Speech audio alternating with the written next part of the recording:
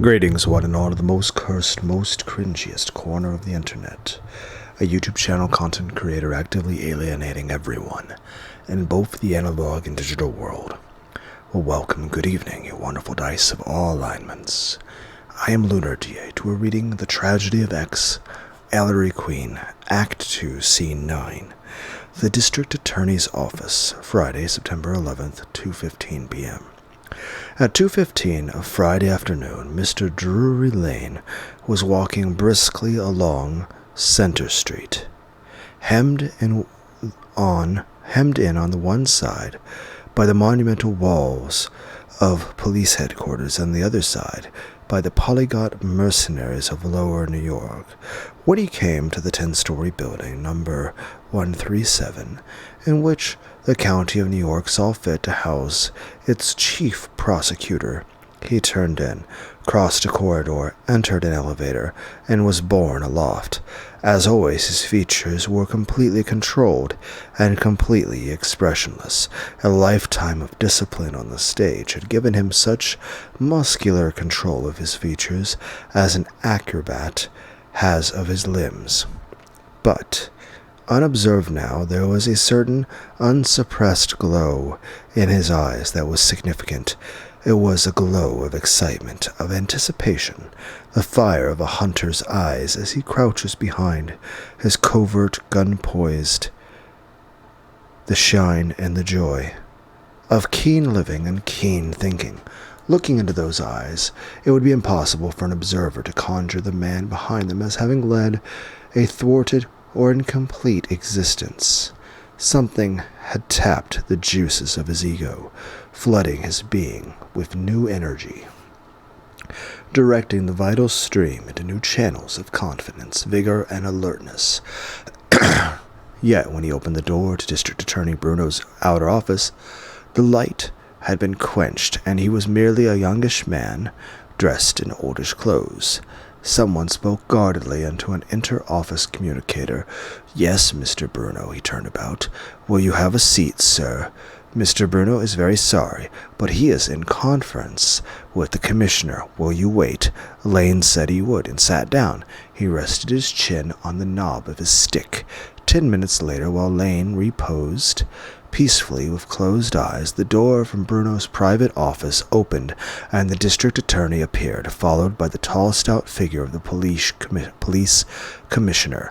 The clerk rose, flustered, as Lane continued to sit in what seemed to be a senile doze. Bruno smiled and tapped Lane's shoulder. The lids flew up. The calm gray eyes became inquisitive, and Lane jumped from the chair. "Mr. Bruno." "Good afternoon, Mr. Lane." Bruno turned to the commissioner, who was regarding Lane curiously. "Mr. Lane, Commissioner Burbage." "This is an honor, Mr. Lane," boomed the commissioner, pumping Lane's hand. "I saw you in. I seem to be living, Mr. Burbage, in the shade of my mellow past," said Lane with a disarming chuckle. Not at all, not at all. I understand you're as good as ever. Mr. Bruno's been telling me of your newly acquired vocation, Mr. Lane, and some of the revelations you've hinted which are still mysteries to him." The commissioner wagged his big head. "Mysteries to all of us, I guess. Thune's been telling me things."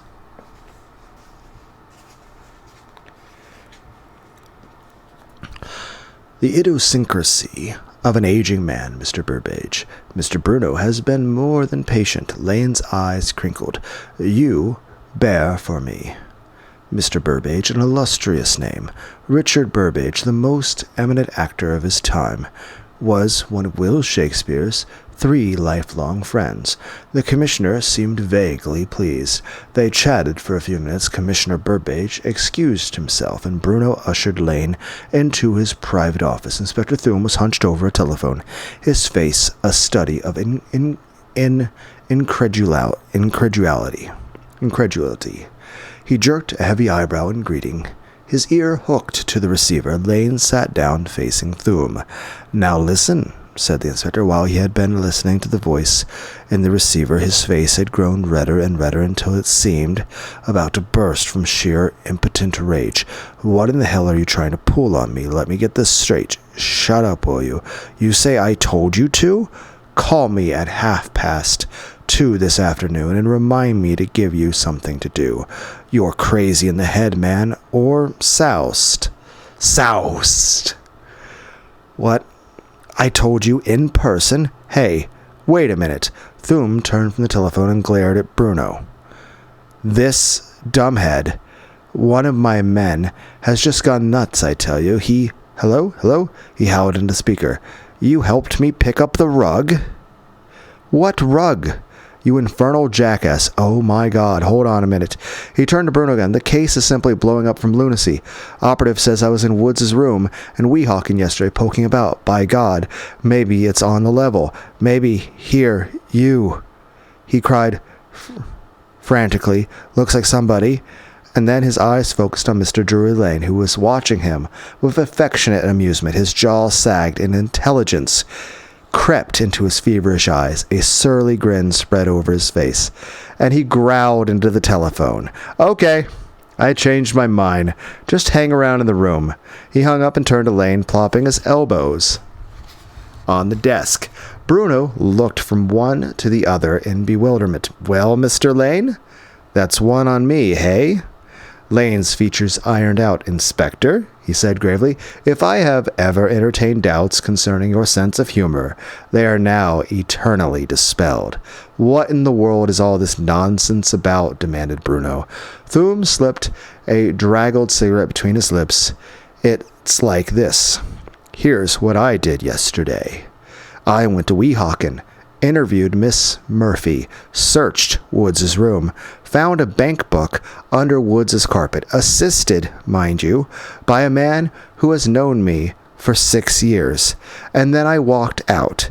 It's something of a miracle when you come to think of it, because while I was in Weehawken, I was also sitting in my office jawing with you down here in Center Street.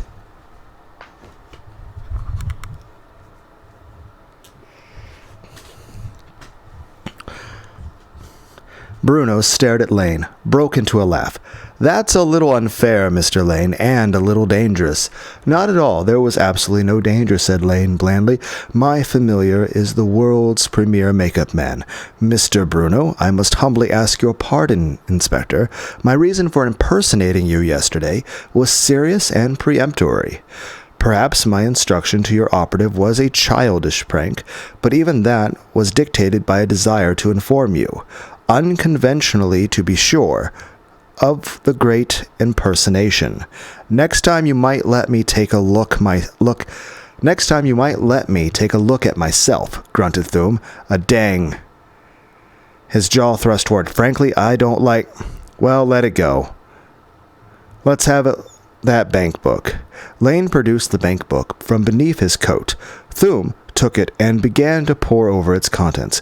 It's quite possible, Inspector, that I may exhibit someone to you in the near future who will startle you even more.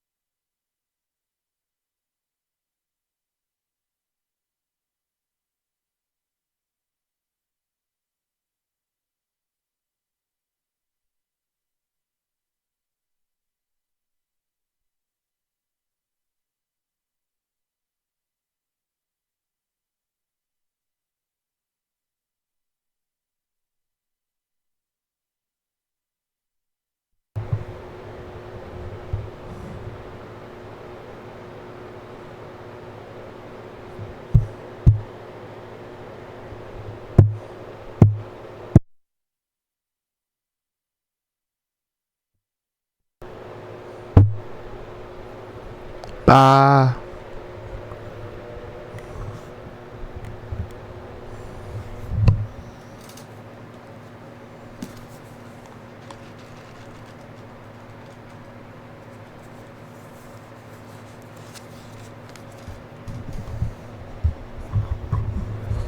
I believe I accidentally... Bah. I think I accidentally muted the mic at some point.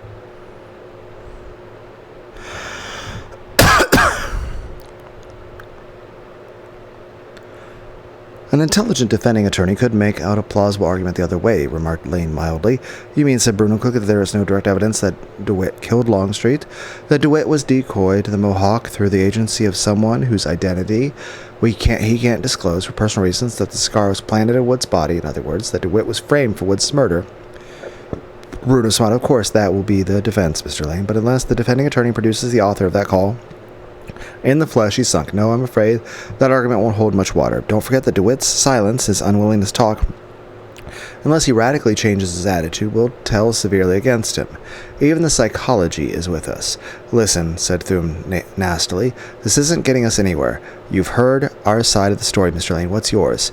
He spoke in the truculent tone of a man who trod firm ground and defied his opponent to attack. Lane closed his eyes, smiling faintly. When he opened them again, they were very brightly. I find, gentlemen, he said, twisting about in his chair to face both men, that you make the identical error in your attitude toward crime and punishment that many producers make in connection with drama and its interpretation. Thune snickered loudly. Bruno sank back, frowning. The error consists chiefly in this, continued Lane genially, hands clasped on his stick, that you approach your problem in the same manner of the companions of my boyhood, trying to gain admittance to the circus, by walking into the tent backwards. Perhaps that is not clear. I can make a pointed analogy from the drama. Periodically, we so-called artists of the theater are reminded of the immortality of the one dramatic immortal by some producer's announcement that he will once more stage Hamlet. What is the first thing this well-meaning but misguided producer does? He scrabbles about, conferring with lawyers and drawing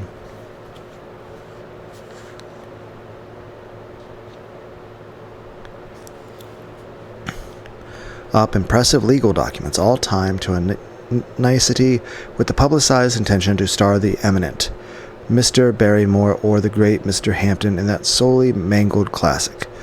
The emphasis is placed entirely on Mr. Barrymore or Mr. Hampton. The attraction is Mr. Barrymore or Mr. Hampton. The public responds in exactly the same manner. They go to view the earnest efforts of Mr. Barrymore or Mr. Hampton and completely overlook the heroic witchery of the play itself. Even Mr. Geddes' virtue, while attempting to correct the evil of overemphasizing the star by engaging the excellent young player, Mr. Massey, in the title role, was ill-advised because it mangled the play in another way. Mr. Massey had never played Hamlet. It was an inspiration on Mr. Geddes' part, and something of the original intention of the playwright was regained, to exhibit Hamlet interesting for himself, and not for his reputation as an interpreter. The mangling by looping off speeches and directing Mr. Massey so that Hamlet became a downy-faced young man more than athletic philosophic is another story. So is the solution to this to have the play done by someone like Mr. Lane, but have him do it, while being anonymous, so people are just coming in to see Hamlet, and it's just some random nobody, but that random nobody is giving the greatest performance ever. But this matter, the star emphasis, is cruel to the one great playwright of all time. In motion pictures, a similar condition persists. Mr. George Arliss plays in the cinema version of a story dramatizing a historical character. Does the public flock to see Disraeli, or the character reanimated magically in the voice of the flesh, or Alexander Hamilton? Not at all. They flock to see Mr. George Arliss's delightful interpretation of merely another role. You see, said Drury Lane, the emphasis is misplaced. The approach is distorted. Your modern system of criminal apprehension is an overbalanced as profoundly fallacious as the modern system of glorifying Mr. Arliss or casting Hamlet with Barrymore. The producer shapes Hamlet, whittles it, changes it, proportions, redesigns it to fit Mr. Barrymore instead of measuring Mr. Barrymore against the original specifications of the piece as fixed in their true proportions by Shakespeare. You, Inspector Thum, and District Attorney Bruno commit the identical error when you shape the crime, whittle it, change its proportions, redesign it to fit John DeWitt, instead of measuring John DeWitt against the fixed specifications of the crime. Your loose ends, your shavings, your remnants of inexplicable facts and bifacts, and the result of this too elastic method of hypothesizing. The problem should be attacked always from the crime itself as an unalterable bundle of facts, and if a hypothesis results in conflicting or opposing loose ends, it is a hypothesis that is wrong. Do you follow me, gentlemen? My dear Lane, Bruno's forehead was corrugated, his whole manner suddenly altered. It's a brilliant analogy, and I don't doubt it's basically true. But my God, how often can we use the method you suggest? We need action. We're pressed by our superiors, the newspapers, and the public. If a few things are cloudy, it's not because we're wrong, but because they're unexplained, perhaps irrelevant, odds and ends. A debatable question. As a matter of fact, Mr. Bruno replied, Lane abruptly. His face became smooth and enigmatic. Fucking... God, I can't. Enigmatic again, to depart from this pleasant discussion. I agree with you that the law should take its course. Arrest Mr. DeWitt for the murder of Charles Woods, by all means. He rose, smiled, bowed, and quickly left the room. Bruno returned from escorting him to the elevator in the corridor with a worried face. Thum regarded him from his chair with the characteristic savagery of his expression gone. Well, Thum, what do you think? Damned, said Thum, if I know what to think in the...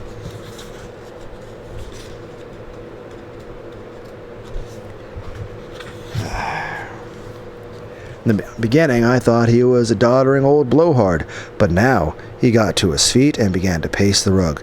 That spiel of his just a minute ago wasn't the prattling of a feeble-minded old has-been. I don't know. By the way, you'll be interested to learn that Lane had lunch with DeWitt today. Masha reported to me a while ago. Lunch with DeWitt, eh? And he didn't breathe a word about it, muttered the district attorney. I wonder if he hasn't something up his sleeve regarding DeWitt. Well, he isn't cooking up anything with DeWitt, said Thum grimly, because Masha says DeWitt looked like a beaten dog when Lane left. Maybe, sighed Bruno, sinking into a swivel chair, maybe he's on our side after all. And if there's the ghost of a chance that he'll turn something up, we've got to stick with him and take our medicine. Not, he added with a final scowl, not that it isn't bitter.